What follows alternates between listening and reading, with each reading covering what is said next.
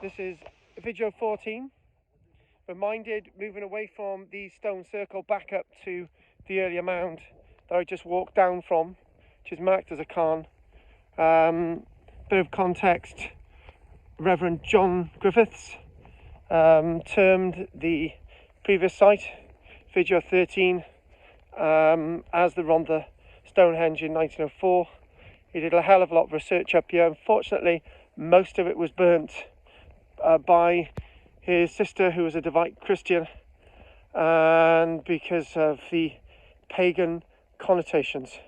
So we're going to end up looking at some frog spawn on the top of an ancient monument in the Rhondda Fawr.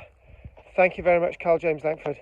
And if we sort of go back out and we look there again, we can see this sort of cairn, and we can see the Rhondda stone circle, or the Rhondda henge. Anyway, thank you very much.